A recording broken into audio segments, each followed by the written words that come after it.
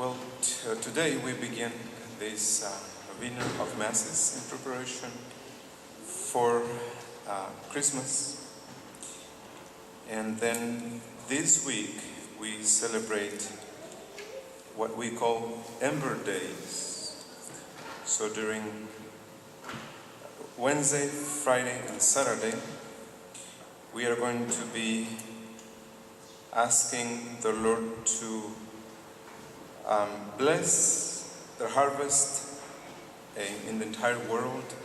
We are going to be asking Him to protect us against, the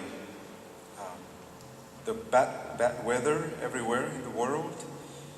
So for 4 times during the year, we have these masses of Ember Days. Today in the Gospel, the Pharisees sent a group of people to interview St. John the Baptist to find out who he was. Now, they were wondering if John the Baptist was one of the prophets, or was the prophet Elijah, or Christ himself. They kind of knew what the Christ was going to look like. And so when they saw John the Baptist, they thought they were seeing Christ, the Messiah. And so they come to ask him for his identity. And he says, well, I am not the Christ. I am simply what the prophet Isaiah says. I am the voice crying in the wilderness, prepare the way of the Lord. And that's how St. John the Baptist identifies himself to the Pharisees. And so they found out, and then they reported the whole thing back to the Pharisees. Now, he was simply bringing light into the ways that Christ was coming through. He was not the Christ, he was simply the voice preparing the ways of the Lord. And that is basically the vocation of parents, to illumine the ways of the Lord for the children.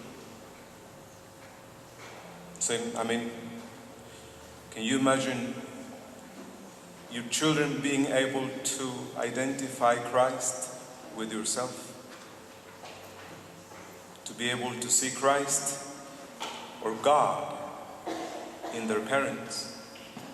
That would be a great thing. But nowadays, in many cases, parents become the main obstacle for children to encounter Christ. So parents become the voice preparing the way of the Lord for their children. Christian workers become the voice preparing the way of the Lord for their co-workers.